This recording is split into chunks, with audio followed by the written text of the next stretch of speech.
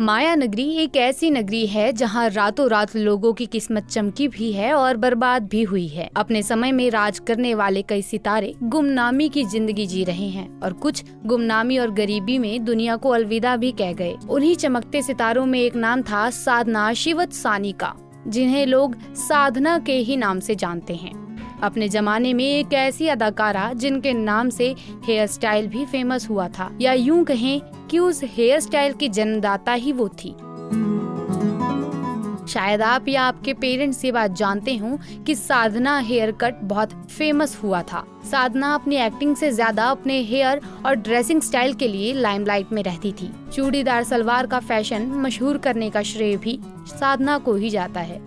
उनका hair style साधना cut नाम से आज भी मशहूर है, लेकिन इस हेयर स्टाइल के पीछे की कहानी बड़ी मजेदार है। दरअसल साधना ने अपनी कमी छिपाने के लिए इस स्टाइल को इजाद किया था। जब साधना ने film love in Shimla sign की, तब उनके डायरेक्टर RK नैयर को उनका चेहरा थोड़ा अजीब लग रहा था। नैयर का कहना था कि साधना का फॉरहेड बहुत बड़ा है। उन्होंने अपनी पसंदीदा हॉलीवुड एक्ट्रेस ऑड्रे हेपबर्न की देखा देखी साधना के बाल भी वैसे ही कटवा दिए। उन्हीं के कहने पर साधना के माथे को छुपाने के लिए उनके थोड़े बाल माथे पर बिखेर दिए गए।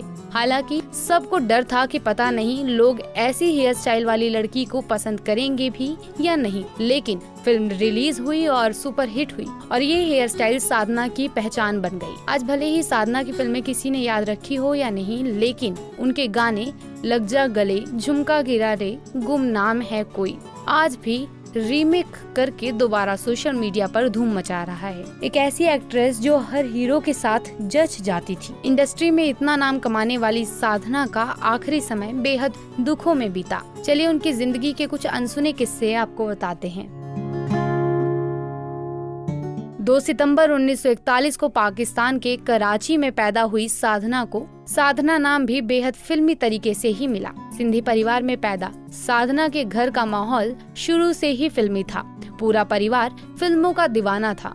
उनका खुद का नाम भी पापा की पसंदीदा एक्ट्रेस और डांसर साधना बोस के नाम पर रखा गया था। शायद आपको ये बात पता ना हो कि साधना के पिता मशहूर एक्टर करीना करिश्मा कपूर की मां बबीता के पिता हरी शिवतसानी के बड़े भाई थे, यानी साधना बबीता की कजिन सिस्टर थी। इस तरह रिश्ते में वो करिश्मा और करीना की मौसी लगती थी। बचपन से ही एक्टिंग का शौक रखने वाली साधना ने साल 1955 में आई राज कपूर की फिल्म श्री 420 में नजर आई थी। उन्होंने फिल्म के एक गाने इचक दाना बिचक दाना गाने में नरगिस के पीछे बच्चों की जमात में बैठे इचक दाना में कोरस गाया था। इस फिल्म के लिए राज कपूर को कुछ बच्चों की जरूरत थी। कुछ लोग साधना के पिता को जानते थे, इसलिए उन्हें भी उन बच्चों में शामिल कर लिया गया। बड़े होकर एक्टिंग ही करनी थी, इसलिए साधना कॉलेज के दिनों से ही थिएटर करती थी।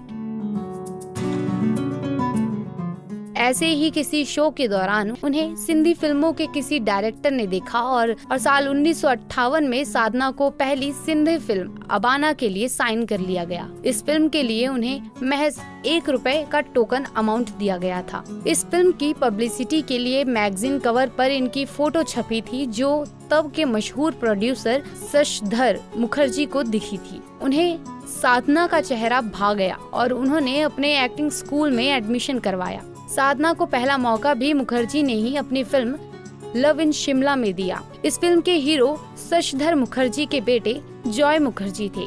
इस फिल्म के डायरेक्टर RK नैयर थे, जिनके साथ ही साधना ने साल 1966 में शादी की थी। साधना की रामकृष्ण नैयर से पहली मुलाकात फिल्म के सेट पर ही हुई थी। उस समय साधना सिर्फ 16 साल की थी और नैयर 22 साल की। इसलिए पेरेंट्स उनकी शादी को तैयार नहीं थे, लेकिन राज कपूर की मदद से दोनों की शादी हो गई। साधना खूबसूरत और टैलेंटेड अभिनेत्री थी। उन्होंने कई सुपरहिट फिल्में दी, लेकिन लगातार काम करने की वजह से साधना बीमार रहने लगी थी। उन्हें थायराइड की बीमारी हो गई थी। वो इलाज करवाने अमेरिका भी गई, लेकिन लोगों को लगा कि साधना अब फिल्मों से रिटायर हो गई हैं। वापस आने पर साधना ने फिर शुरुआत की और फिल्म इंतकाम में नजर आई, जो कि हिट रही। उसके बाद एक फूल दो माली आई, वो भी हिट रही। इसके बाद वो फिल्म मेरे महबूब में नजर आई। उनके अपोजिट राजेंद्र कुमार थे। फिल्म ब्लॉकबस्टर साबित हुई 1955 में साधना के पति नैयर का निधन हो गया था। उनके कोई बच्चे नहीं थे। पति के जाने के बाद साधना अकेली रह गई थी और धीरे धीरे साधना को बीमारियों ने जकड़ लिया। धीरे धीरे साधना फिल्मों से दूर हो गई। उन्होंने पब्लिक इवेंट्स, फंक्शन में जाना और फोटो तक खिंचवाना बंद कर दिया। जिंदगी के आखिरी दिनों में साधना ने गुमनामी में दिन काटे।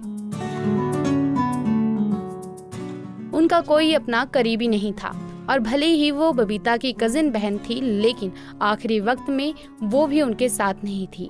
गिरती सेहत के बीच वो बाकी कानूनी कामों को संभाल नहीं पा रही थी, जिसके चलते उन्होंने फिल्म इंडस्ट्री के लोगों से मदद भी मांगी, लेकिन कोई भी आगे नहीं आया। इस बारे में उन्होंने खुद 2015 में तबस्सुम को दिए एक इंटरव्यू में बताया था कि जब उन्हें मुसीबत आई और लोगों के सहारे की जरूरत महसूस हुई तो वो फिल्म इंडस्ट्री भी पीछे हट गई। इतनी मशहूर अदाकारा ने अपना आखिरी समय गुमनामी और अकेलेपन में काटा। इंडस्ट्री में उन्हें कोई संभालने वाला नहीं था। ऐसे कलाकारों का ऐसा हश्न देख बेहद दुख होता है। 25 दिसंबर 2015 को वो दुनिया से अलविदा कह गई।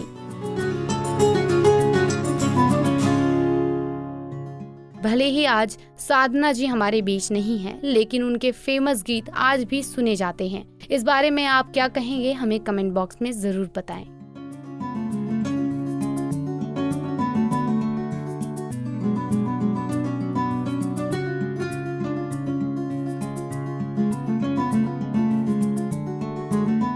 ऐसे ही और वीडियोस के लिए आप नारी के पेज को YouTube पर सब्सक्राइब, फेसबुक पर लाइक